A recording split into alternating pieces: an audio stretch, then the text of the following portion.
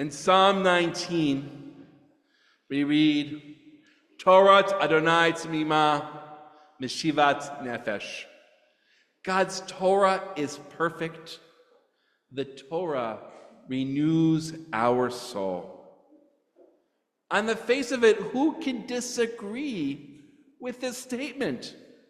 The Torah was given to us by God on Mount Sinai. And by observing its teachings, we actualize the covenants between us, the Jewish people, and God. And yet, as Sarah mentioned, there are laws in our Torah that to our 21st century eyes just don't quite make sense anymore. We don't stone our children for misbehavior.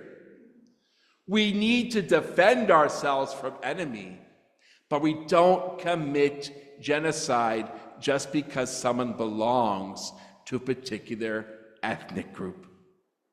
And we don't make women drink cursed water because their husband has suspicions that the woman committed adultery. And God forbid, when rape is occurred and a woman accuses someone of rape, we do what we can to investigate and believe them. So the question is, does the existence of these disagreeable laws to our eyes make the Torah less perfect? Does that imply that there are errors, God forbid, literally, in the Torah? Not at all. Because the same Torah gives us humans the power of interpretation. We can say God meant it to be this way and not exactly as the words might be written.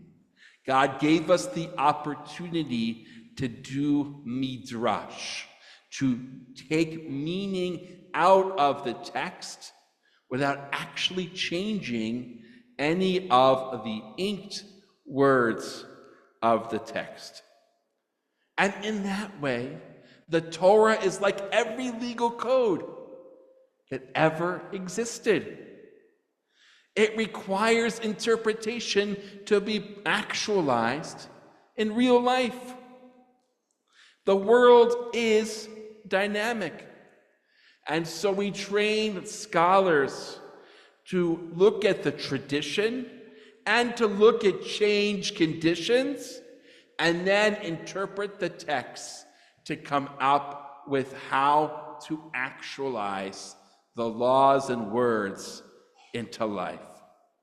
And we Jews have mastered this art of doing midrash to the point that Rabbi Akiva, one of the most famous rabbis, is known for deciding laws and cases based on just the little grounds that are on the letter. Obviously, this is a metaphor, but just shows that Rabbi Akiva has the ability to really, you could use the word, radically change an interpretation so as the Torah remains perfect, but also we know how to live life according to what the needs are in that generation. This process, we know, is not unlike how we interpret the Constitution. Yes, lahavdil, a different type of text, but the similar idea, a foundational legal code that we have to interpret. By the way, if you want to be a little bit of a history wonk, September 17th, just a few days from now, marks the 237th anniversary of the signing of the Constitution by the delegates in Philadelphia in 1787. And we know that the framers could not imagine what the United States would be like 248 years later. But we have the Supreme Court and other ways to interpret the text. So returning back to our Torah and our conundrum, we say that it is okay to have the outcome in mind. If we're going to focus, and we are, on this rebellious child, the rabbis that interpreted the text did not want to be stoning children. Rabbi Stecker reminded me earlier today, they wanted to say, this child has the ability to do teshuvah. Why are we cutting his life before he can do so? We do not kill people that way. And so how do we have this law here when we say the Torah is perfect? So here is just really quickly, I've taught a whole class on this, how they were able to do it. They do it by narrowing the circumstances. In this case, they actually enjoy the gendered language by saying girls are exempt. It can only be boys because the masculine language is used. And it says boys, so it can't be men. Well, what age do boys turn to men in Judaism? 13. Okay, so anyone over 13 can't be obligated. Can't. But then wait a second, but children, they're not punished for their sins. So there's just this little moment where a child, a boy in this case, has maybe started to hit puberty, but isn't quite yet 13. So let's say for the moment 12 and a half. So only a 12 and a half year old boy is obligated or subject to this law. But if he really hasn't hit puberty yet with the physical signs, then he's also exempt.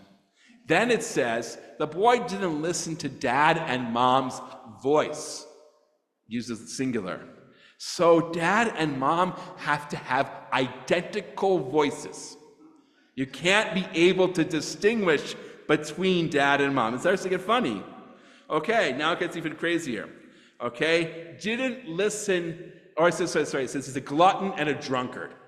So what's a glutton? Someone who loves meat in their mind. Okay, so he has to go into only dad's stash of meat. Remember, no refrigeration, so there was not a lot of meat lying around. And also go to his wine cellar and steal a particular amount of meat. Too much, too little, doesn't apply. Of meat and wine. He has to take that meat and that wine out of dad's cupboards or whatever, leave dad's property, go someplace else, and eat it there. All the while, by the way, 2 witnesses have to watch him do all of these things. And they probably even have to warn him and say, hey, sonny boy, you're about to go and do this act. Are you sure you want to do it? And then they're going to grill the witnesses to make sure that they're kind of kosher witnesses. And he has to do this once, get warned and flogged, because it says he didn't listen. He gets a warning, okay? And he has to repeat the process again in front of another set of 2 witnesses, all within the time of 12 and a half years. And by the way, it's very easy to disqualify witnesses. They will ask what color was the sky, and if one says blue and the other one says azure, they're disqualified. Okay? So, at the end of this really discourse in the Talmud, it takes about 4 or 5 pages, it says, Lo haya, lo hiyeh, ben sorer umoreh. There never was and never will be this rebellious child that we stone to death. So then there's actually one more question, though. Why is this law in the Torah? So I'll give you the Talmud's answer, then I'll give you mine and sort of the other commentators' answer. The Talmud's answer is, it gives us the mitzvah of studying Torah, of doing the midrash. The exercise itself of going through this is really what the Talmud is about. It's about training our minds as scholars on how to do this kind of discourse. And so we get the mitzvah of studying Torah. That's kind of like sort of not a catch-22, but it's sort of a chain reaction. It's in the Torah so that we continue to study more Torah. But another answer is, by putting this here and warning us how important it is to listen and heed and honor our parents, we get back to what Salem mentioned, how the Torah is about tzedakah, justice, and being really kind to one another.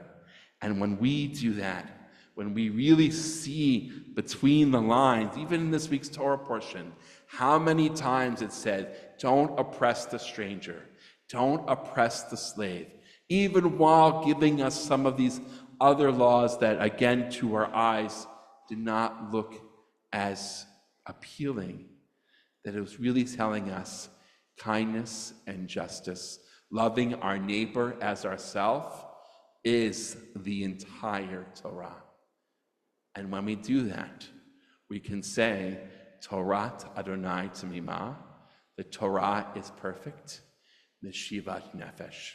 It renews our soul and really brings us to life. Shabbat Shalom.